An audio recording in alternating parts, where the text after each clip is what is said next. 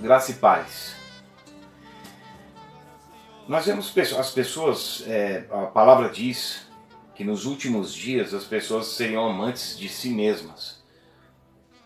Temos visto, né, principalmente nós que anunciamos o Evangelho, se bem que isso é um mandamento para todo cristão, isso não é para quem exerce alguma função ministerial, porque o apóstolo Paulo, escrevendo aos cristãos em Éfeso, quando fala dos 5 ministérios, que é apóstolo, profeta, evangelista, pastor e mestre, sendo que nos nossos dias os ministérios atuantes são evangelistas, pastores e mestres, sendo profetas e apóstolos aqueles que escreveram as sagradas letras e que nós estamos sobre esse fundamento.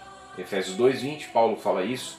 1 Coríntios capítulo 3, verso 10 e 11, o apóstolo Paulo também fala isso, né? O apóstolo Pedro fala na segunda carta, no capítulo 1, verso 19, que nós estamos sobre esse fundamento dos apóstolos e dos profetas. Os evangelistas anunciam, pastores conduzem e os mestres ensinam os escritos dos apóstolos e dos profetas. E estes escritos mostram que os últimos dias, os derradeiros mesmo, o limiar do tempo, seria caracterizado por uma falsa pregação, por pessoas que estariam completamente voltadas para a sua própria natureza humana caída e corrompida.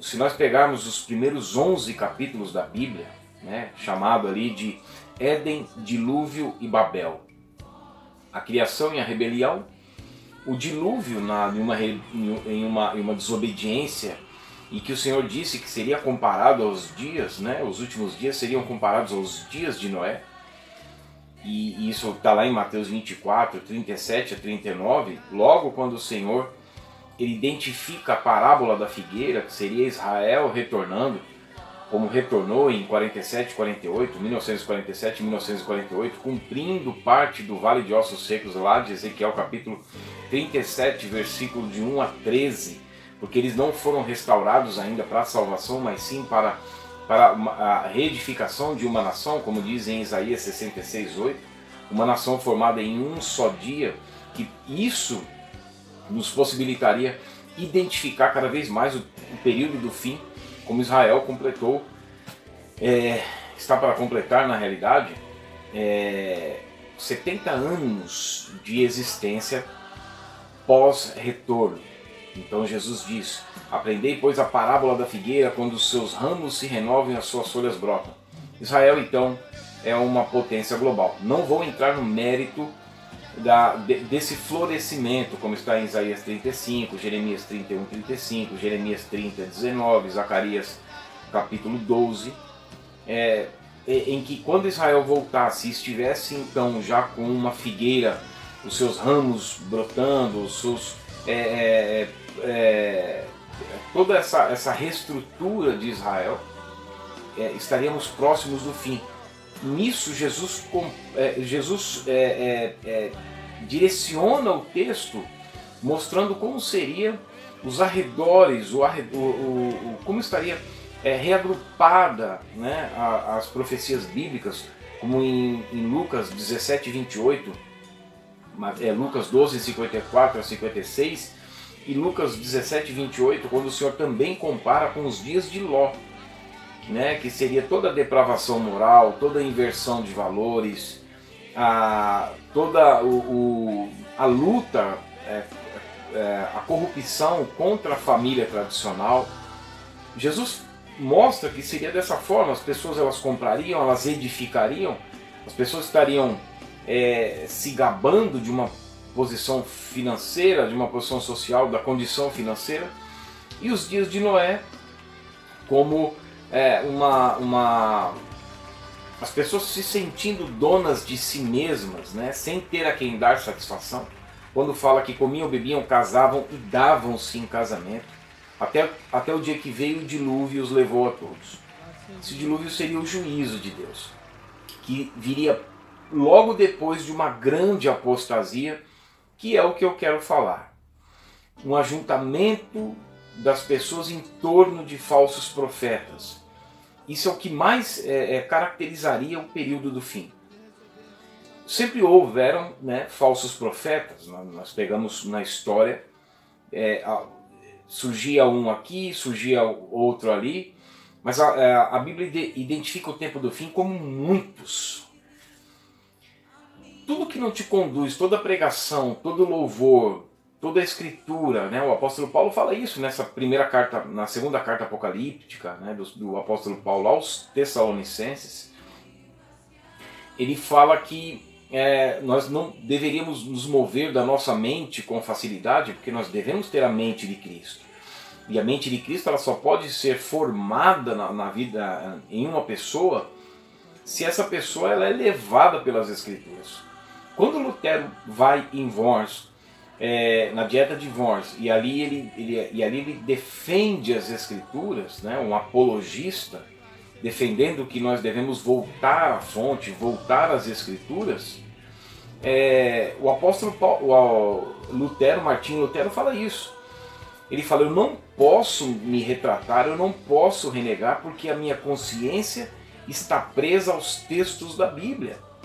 Isso ele está dizendo que, está citando 2 Coríntios capítulo 10, verso 4 e 5.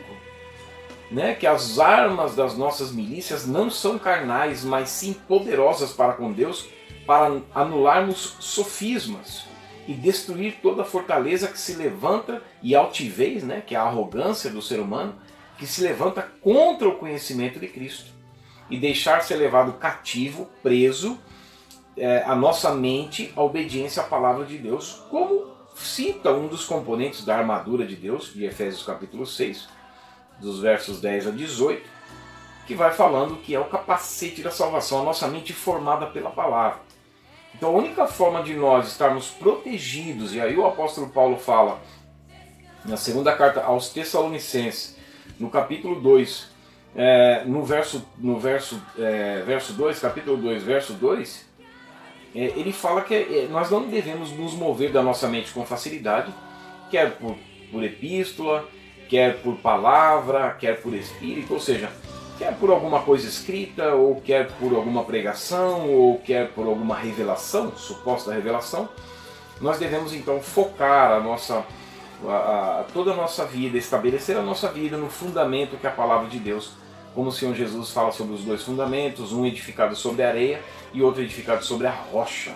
Você pode passar por um monte de problema, como Paulo fala lá em Filipenses capítulo 12 e 13, que no 13 fala, posso todas as coisas naquele que me fortalece, mas no 12 o apóstolo Paulo está dizendo que, citando aquilo que Jesus disse, que veio, desceram as chuvas, transbordaram os rios, bateu com ímpeto sobre a casa e ela permaneceu de pé porque ela está firmada sobre a palavra de Deus, ou seja, todos os problemas, todas as angústias, todas as tribulações, não estou falando da tribulação de 7 anos, cumprindo as 70 semanas de Daniel, estou falando das lutas, das aflições que Jesus fala lá em João capítulo 16, principalmente no versículo 33, no mundo tereis aflições, mas tem de bom ânimo, eu venci o mundo. Então Paulo está dizendo, se a tua mente estiver formada pela palavra de Deus, então você não vai se demover, você não vai começar a se inclinar para falsas pregações. As pregações falsas são aquelas que tiram a nossa atenção de Cristo, porque Paulo continua dizendo aqui sobre a nossa reunião com o Senhor, que será o arrebatamento. Nós devemos estar com os nossos olhos focados nas coisas do alto, que a palavra de Deus promove. Então, o que eu quero chamar a atenção aqui é sobre pessoas que estão acreditando em toda pregação que conduz à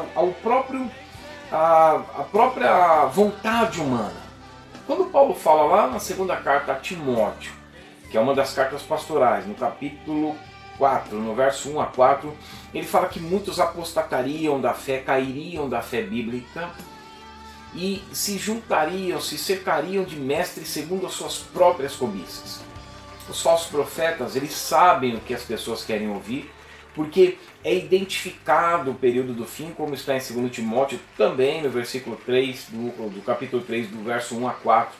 que nos últimos dias seriam dias trabalhosos em que as pessoas seriam amantes de si mesmas. Elas não se doariam em demonstração de fruto, porque o carisma, caris, graça do grego, que quer dizer o que foi feito na cruz do Calvário, é um favor imerecido, pela graça sois salvos, Deus derrama a sua misericórdia, Deus nos salva gratuitamente, caris. E o carisma é a graça evidenciada. Carisma não é uma pessoa legalzinha. A pessoa carismática, ela é uma pessoa legalzinha, uma pessoa que atrai. Não, não é isso.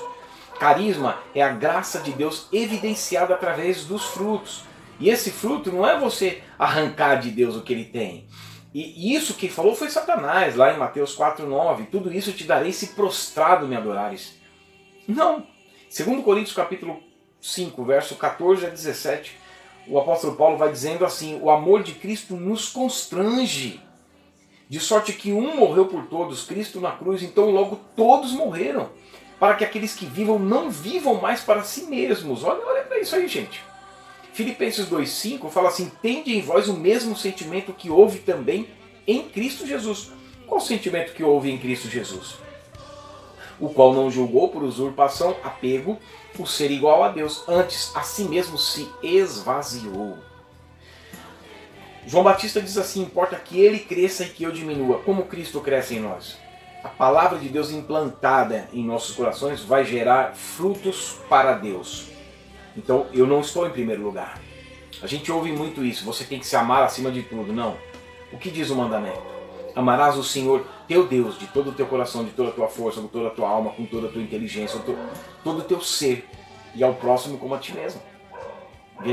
Veja que o nosso eu é anulado.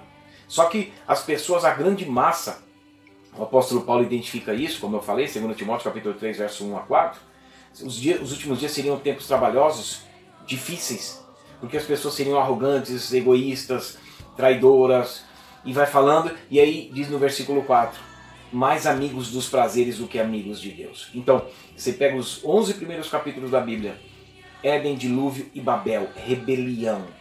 O ser humano no centro das atenções, ele ia se cercar de mestres segundo suas próprias cobiças, e se recusariam a dar ouvidos à verdade, voltando-se a fábulas. Eu quero chamar a atenção dos irmãos, o que está aqui em 2 Tessalonicenses capítulo 2, verso 9. Ora, o aparecimento do iníquo é segundo a eficácia de Satanás. Não deixa de ter eficácia. A eficácia do engano, a eficácia da ilusão, a eficácia da mentira.